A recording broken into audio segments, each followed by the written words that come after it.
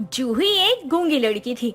उसकी माँ अनीता के सिवा इस दुनिया में उसका कोई नहीं था। अनीता जूही का बहुत ख्याल रखती थी और जूही अपनी माँ से बहुत प्यार करती थी। एक दिन जूही जॉब के लिए जा रही होती है कि तभी जूही की माँ बोलती है। जूही बेटा, तू गूंगी होने के बाद भी कितना कुछ कर रही है मेरे लिए। मुझे कभी एहसास ही नहीं हुआ कि तू गूंगी है। सच में तूने एक आम इंसान की तरह मेरा ख्याल रखा है, हमारे घर की जिम्मेदारी उठाई है।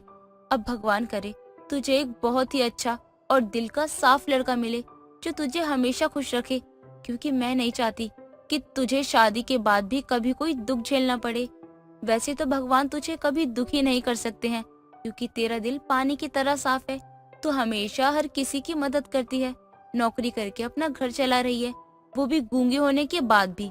वरना कहाँ आजकल के लोग हैं कि उनमें किसी भी चीज की कमी नहीं होती और वो फिर भी एक काम तक नहीं करना चाहते हैं। और एक तू है जिसको भगवान ने कमी के साथ यहाँ भेज दिया है, लेकिन तू कमी को ताकत समझती है। बस भगवान से मैं यही प्रार्थना करती हूँ कि तू हमेशा खुश रहे, कोई भी दुख तेरे आसपास भटक ना पाए।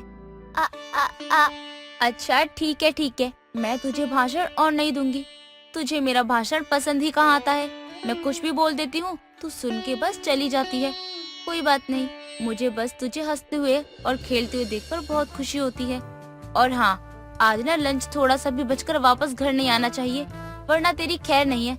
चल जा, अपना ध्यान रखियो और ध्यान से घर वापस आ जाइयो, ठीक है। जूही कहने को तो गूंगी थी, लेकिन उसने कभी अपने गूंगेपन को अपनी कमजोरी नहीं समझा था।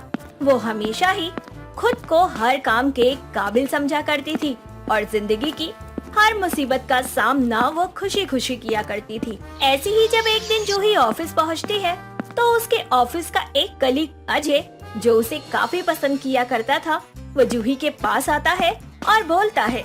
जूही, मैं जानता हूँ तुम बोल नहीं सकती। नहीं, ये मत सोचना कि मैं तुम्हारा मजाक बना रहा हूँ या तरस खा रहा हूँ, लेकिन ना मैं तुमसे अपने दिल की बात कहना चाहता हूँ और आज इसीलिए मैं तुम्हारे पास आया हूँ कि मैं तुम्हें अपने दिल की बात बता सकूँ।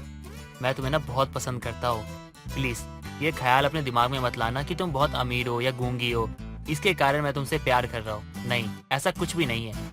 मैं तुम्हें पसंद करता हूँ, तुमसे प्यार करता हूँ और शादी करना चाहता हूँ, इसलिए मैं तुमसे ये बात कहने आया हूँ। आगे तुम्हारी मर्जी, अगर तुम मना करना चाहती हो तो मना कर सकती हो। अजय इतना बोलकर वहाँ से चला जाता है। जूही को अजय काफी पसंद था, इसीलिए जूही अपनी माँ को अपनी साइन लैंग्वेज से अजय के बारे में बताती है।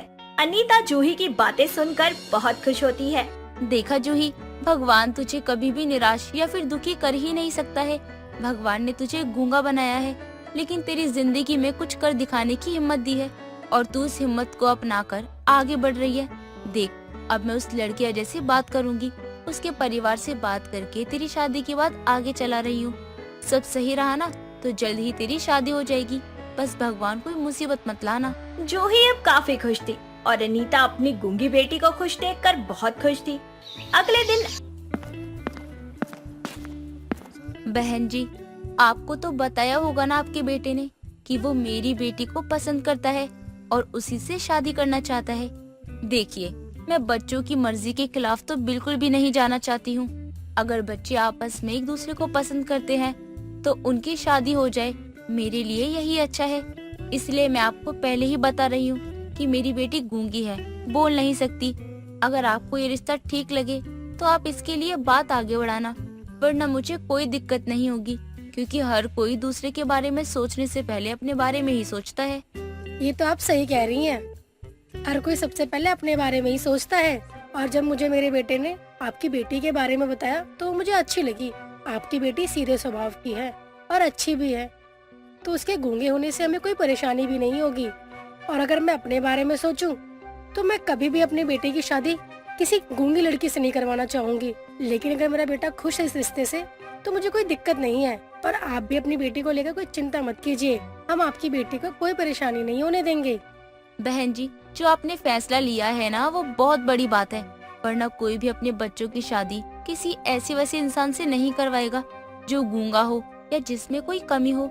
लेकिन आप अपने बेटे की खुशी के लिए मेरी बेटी की कमी को ना देखकर मेरी बेटी की खूबियों को देख रही हो, ये एक बहुत बड़ी बात है। और सिर्फ इसी बात के पीछे मुझे उसके स्वभाव का पता चल रहा है। मैं तो ये चाहती हूँ कि अगर आपकी रजामंदी है तो हम बच्चों की शादी जल्द से जल्द करवा दे। क्यों, सही रहेगा ना? जी जी बिल्कुल, इसमें सोचने वाली कोई बात नहीं है। मुझे आपकी बेटी बहुत पसंद है और बच्चे तो आपस में एक दूसरे को पसंद करते ही हैं। तो हम कौन होते हैं बोला उन्हें अलग करने वाले। चलिए शादी की बात को आगे बढ़ाते हैं और पंडित जी से अच्छा सा मुहूर्त निकलवा कर उनकी शादी फिक्स करवा देते हैं। सुजाता और अनीता दोनों पंडित जी से शादी के मुहूर्त की बात करती हैं और अच्छे मुहूर्त पर अपने बच्चों का रिश्ता तय कर देते हैं। रिश्ता तय होने के बाद अजय और जूही एक साथ घूमते फिरते, मिलते जुलते और खूब बातें करते। ऐसे ही एक दिन अजय पार्क में जूही का हाथ पकड़कर उससे अपने दिल की बात कहते हुए बोलता है। जूही, तुम्हें पता है तुम बहुत खूबसूरत हो। मुझे कई लोगों ने कहा कि तू एक गूंगी लड़की से शादी क्यों कर रहा है। मुझे ये भी कहा कि तू इतना स्मार्ट है, तुझे कोई भी मिल सकती है, तो इस गूंगी से शादी क्यों कर रहा है। यहाँ तक तो मेरे घर वालों ने कई लड़कियों की फोटो दिखाई मुझे, कहा इससे शादी कर ले, इसको देखिए कितनी अच्छी है, कितनी गुणवान है, और तू क्या एक गूंगी से शादी करना चाहता है। लेकिन मैं तुमसे प्यार करता था, ना कि तुम्हारी खूबसूरती से। तुम बहुत खूबसूरत भी हो, अमीर भी हो। मुझे इस बात का डर था कि कोई लड़का पैसों के लिए तुमसे शादी ना कर ले, फिर मेरा क्या होता, मैं तो तुमको खो देता। इसलिए मैंने हिम्मत की और तुम्हें आके कह दिया कि मैं तुमसे प्यार करता हूँ। अजय और जूही दोनों काफी ज्यादा खुश थे। कुछ दिनों बाद खुशी खुशी उनका विवाह संपन्न हो जाता है। जूही हंसी खुशी अपने ससुराल चली जाती है और शादी की पहली रात जूही अपने कमरे में अपने पति के आने का इंतजार करती है। कुछ देर बाद अजय नशे की हालत में कमरे में आता है और जूही से कहता है। जूही, मेरी प्यारी बीवी, तुमको क्या लगता है कि मैं तुमसे प्यार करता हूँ इसलिए शादी की? अरे हट पागल, तुझसे प्यार व्यार नहीं करता मैं तो तेरे पैसों से प्यार करता हूँ, समझे? तभी तो एक गूंगी से शादी की है, ताकि बहुत सारी दौलत मिले मुझे और पूरी जिंदगी आराम से ऐश करते हुए बिताऊं। तभी तो तेरे साथ प्यार का नाटक किया और तुझसे शादी की, ताकि सारी दौलत मेरे पास आ जाए। अजय की सारी बातें सुनने के बाद जूही को गहरा सदमा लगता है, लेकिन वह रोती नहीं है और हंसते हुए कहती है। ओ मेरे प्यारे पतिदेव, आज हमारी सुहाग रात है। तुम बोल सकती हो, लेकिन तुम तो गूंगी थी ना? हाँ बिल्कुल सही कहा तुमने, मैं गूंगी ही थी, लेकिन बस दुनिया की नजर में। जब मैं बहुत छोटी थी ना, तो मेरे पिताजी ने मुझे समझाया था कि लोग मुझसे कभी प्यार नहीं करेंगे, बस मेरी दौलत से प्यार करेंगे। अगर मुझे दुनिया की असलियत देखनी है तो मुझे झूठ का नकाब पहनना पड़ेगा, और मेरे वो झूठ का नकाब था मेरा गूंगापन। मुझे लगा तुम मुझसे प्यार करते हो, मैं तुमसे अब तक झूठ बोलती रही कि मैं गूंगी हूँ। अपने सुहागरात के समय तुम्हें सारा सच बता दूंगी, लेकिन मुझे क्या पता था सच सुनने लायक तुम रहोगे ही नहीं, क्योंकि तुम तो एक नंबर के लीचर निकले। मुझसे बस तुमने मेरे पैसों के लिए शादी करी। जूही अजय के बारे में पुलिस को सब बता देती है, जिसके बाद अजय को सजा हो जाती है। धोखाधड़ी करने के लिए जो अब तक दुनिया की नजरों में गूंगी थी, अब वो गूंगेपन का नकाब हटा देती है और बिना किसी नकाब के ही दुनिया का सामना करती है। कीर्ति काफी खुश थी क्योंकि उसकी शादी हो गई थी। शादी के बाद कीर्ति बहुत अच्छे से अपना ससुराल संभाल रही थी, सब कुछ काफी अच्छे ढंग से कर रही थी। कीर्ति की सास वसुंधरा भी अपनी बहू से काफी खुश थी, पर समय के साथ उसको अपनी सास वसुंधरा की कंजूसी के बारे में पता चलता है और वो अपनी सास की कंजूसी से परेशान होकर एक दिन अपनी माँ को फोन कर कर बोलती है। माँ, कैसे घर में आपने मेरी शादी कर दी? क्या हुआ? क्या हुआ? मेरी सास इतनी कंजूस है कि वो 1 रुपया खर्च करने से पहले 100 बार सोचती है। अरे उनका बस चले तो 3 टाइम का खाना ना खा के वो 1 से 2 टाइम का ही खाए। कोई बात नहीं बेटा, सब ठीक हो जाएगा। मोहन दामाद जी तो ऐसे नहीं है ना? नहीं माँ, वो तो बहुत अच्छे हैं। जब दामाद जी अच्छे हैं तो सास के बारे में इतना क्यों सोच रही है? वो भी समय के साथ ठीक हो जाएगी। माँ, मैं क्या वहाँ बस अपने पति के साथ ही रहती हूँ? अपनी सास ससुर सबके साथ भी तो रहती हूँ ना मैं।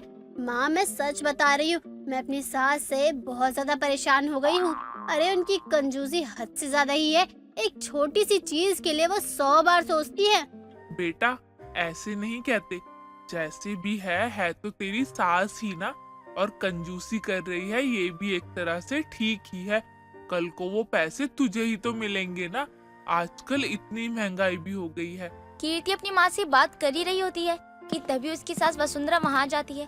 अपनी सास को देख वसुंधरा अपनी माँ का फोन रख देती है और वसुंधरा उससे बोलती है, अरे बहू, तेरे फोन में बैलेंस खत्म हो गया था ना, फिर तूने अपनी माँ को फोन कैसे कर लिया? हाँ माँ जी, पर मैंने मोहन जी को बोल दिया तो ऑफिस जाने से पहले वो 3 महीने का रिचार्ज कर गए। क्या 3 महीने का रिचार्ज? इतना महंगा रिचार्ज करने की जरूरत क्या थी? घर वाले फोन में बैलेंस था ना, मोहन के फोन में तो हमेशा बैलेंस रहता है, तुझे बैलेंस की क्या जरूरत है? माँ जी, इस बार का रिचार्ज हो जाने दो, उसके बाद मैं मोहन जी को मना कर दूंगी मेरे फोन में बैलेंस डालने के लिए। पता नहीं कैसी कंजूस सास मिली है मुझे। ये सही है। अच्छा बहू, मैं ये बोलने आई थी कि सुबह जो रोटियां बनाई थी वो रखी हुई हैं। अभी अभी क्या ही खाना बनाना, उसी को दोनों सास बहू मिलकर खा लेंगे। जैसा आपको ठीक लगे माँ जी। कीर्ति सुबह का खाना गर्म करके टेबल पर रखती है और अपनी सास को आवाज लगाती है। वसुंधरा खाना खाने के लिए आती है। जहाँ कीर्ति को अपनी तबीयत कुछ ठीक नहीं लगती, तो वहीं वसुंधरा खाना खाते हुए उससे बोलती है, क्या हुआ बहू, सुबह का खाना दोपहर में गले से नीचे नहीं उतरती? नहीं माँ जी, ऐसा नहीं है। पता नहीं, पर आज सुबह से ही मेरी तबीयत कुछ ठीक नहीं लग रही है। क्या हुआ तेरी तबीयत को? मुझे तो तू बिल्कुल ठीक लग रही है। तो माँ जी, कीर्ति बोल ही रही होती है कि तभी उसको उल्टियाँ आने लगती हैं और वो अपने मुंह पर हाथ रखकर वॉशरूम में जाकर उल्टियाँ करने लगती है। कीर्ति उल्टियाँ करने के बाद अपने रूम में जाकर आराम करने लगती है। वसुंधरा अपना खाना खत्म करके कीर्ति के पास जाती है और बोलती है, जब सुबह ही तुझे पता था कि आज तेरी तबीयत ठीक नहीं है, तो तुझे इतना खाना बनाने की जरूरत क्या थी? माँ जी, आप खाने की टेंशन मत लीजिए, मैं उससे थोड़ी देर में खा लूंगी। सुबह से 3 बार उल्टियाँ हो चुकी है, मन में चल रहा है, और अब तो इतनी ज्यादा कमजोरी हो रही है कि मुझसे उठा भी नहीं जा रहा। सुबह से 2-3 उल्टियाँ क्या हो गई? हमारी बहू रानी तो बिस्तर से ही नहीं उठ पा रही हैं। बहू, मुझे सब पता है, ये सब काम ना करने के तेरे नाटक हैं। माँ जी, आपको जो सोचना है आप सोच लीजिए। 2-3 बार उल्टियाँ क्या हो गई? महारानी ने तो बिस्तर ही पकड़ लिया। एक हम थे जो अपने टाइम पर पूरे दिन भूखे रहकर भी खेती कर लिया करते थे, और एक ये है कि इनसे झाड़ू पोछा तक नहीं किया जाता। वसुंधरा कीर्ति को खरी खोटी सुनाकर वहाँ से चली जाती है। रात को मोहन घर आता है। घर आते ही उसको कीर्ति की तबीयत के बारे में पता चलता है और वो जल्दी से डॉक्टर को बुलाकर कीर्ति का चेकअप कराता है। चेकअप करवाने के बाद उसको डॉक्टर से पता चलता है कि कीर्ति प्रेग्नेंट है। ये खुशखबरी सुनकर मोहन और वसुंधरा बहुत खुश होते हैं। वसुंधरा कीर्ति के पास बैठकर अपने बेटे से बोलती है, अब बहुत जल्दी मेरे घर में बच्चों की किलकारियाँ गूंजेंगी। कीर्ति, आज तुमने हमें दुनिया की सबसे बड़ी खुशखबरी दी है। मैं अभी मिठाई लेकर आता हूँ, और माँ, आप पूरे मोहल्ले में बांट दीजिएगा। अरे अभी मिठाई बांटने की क्या जरूरत है? बच्चा होगा तब तो उसकी छठी में सब आएंगे ही, उसी समय सबका मुंह मीठा हो जाएगा। अभी तो तू बस पैसे जोड़, घर में नया मेहमान आएगा तो खर्चा भी तो बढ़ेगा ना। ठीक है माँ, लेकिन मुझे खाने को तो मिलेगा ना, या वो भी आप बचाओगी? डॉक्टर साहब, ये आपकी फीस। इतना बोलकर मोहन डॉक्टर को उसकी फीस देकर जाने की इजाजत देता है और वसुंधरा अपने बेटे को खाना देती है। ऐसे ही 5 महीने बीत जाते हैं। एक दिन कीर्ति वसुंधरा को अपनी दवाई की स्लिप देकर उसे बोलती है, माँ जी, मेरी सारी दवाइयाँ खत्म हो गई है, अब बस एक कैल्शियम की गोलियाँ रह गई है, 1-2 दिन में वो भी खत्म हो जाएगी। अब तो दवाई ला दो। अरे बहू, इतनी दवाइयाँ खाने से कुछ नहीं होगा।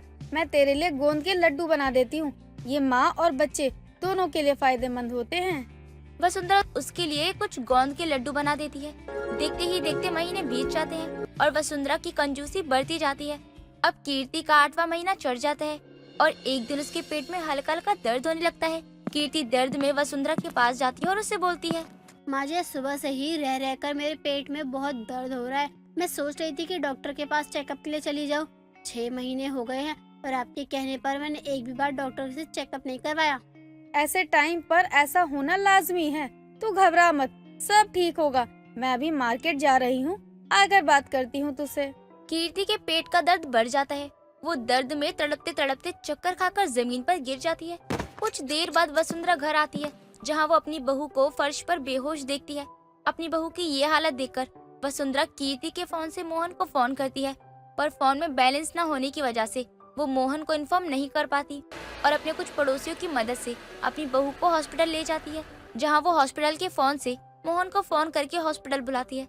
डॉक्टर कीर्ति की गंभीर हालत को देखते हुए वसुंधरा और मोहन को डांटते हुए बोलती है, कैसे लापरवाह इंसान है आप लोग। 6 महीने में एक बार भी कीर्ति को हॉस्पिटल चेकअप के लिए नहीं लेकर आए और ना ही टाइम टू टाइम दवाई दी। अरे दवाई नहीं दी, कम से कम खाने को तो ढंग से दे देते। मेरी पत्नी और मेरा बच्चा ठीक हो जाएगा ना डॉक्टर? उनकी हालत बहुत गंभीर है, माँ और बच्चे को बचा पाना बहुत मुश्किल है। डॉक्टर अपनी ओर से पूरी कोशिश करती है पर कीर्ति के बच्चे को नहीं बचा पाती। कुछ देर बाद डॉक्टर बाहर आकर मोहन और वसुंधरा को ये खबर देकर उनको कुछ देर बाद आईसीयू में कीर्ति से मिलने देती है, जहाँ अपने बच्चे की मरी खबर सुनकर कीर्ति बहुत दुखी होती है और वसुंधरा रोते हुए कीर्ति से बोलती है, बहू मुझे माफ कर दे, आज मेरी कंजूसी की वजह से हमारे घर की खुशियाँ छिन गई। माँ, माफी क्यों मांग रही हो आप? हमारे बच्चे को तो खा गई आप, हमें भी खा जाओ। माँ, अब से ना हम आपके साथ नहीं रहेंगे। ऐसा मत कीजिए, मैंने अपना बच्चा खोया है। अपने बच्चे की जुदाई क्या है मुझसे बेहतर कोई नहीं जान सकता। इसीलिए मैं नहीं चाहती कि आज जो गम मैं माँ जी की वजह से सह रही हूँ वही गम मेरी माँ जी को भी मिले। आज आपकी गलतियों की सजा हम भुगत रहे हैं माँ। जिसने भी कहा था सही कहा था कि माँ बाप के कर्मों की सजा बच्चे को भुगतनी पड़ती है। देखो ना माँ, आज हमने अपना बच्चा खो के आपकी दी हुई सजा भुगत ली माँ। वसुंधरा की कंजूसी की वजह से उसकी बहू गर्भवती तो हुई पर माँ का सुख ना भोग पाई। इसलिए दोस्तों, इतनी कंजूसी ना करो कि कोई आपका आपसे दूर ही हो जाए।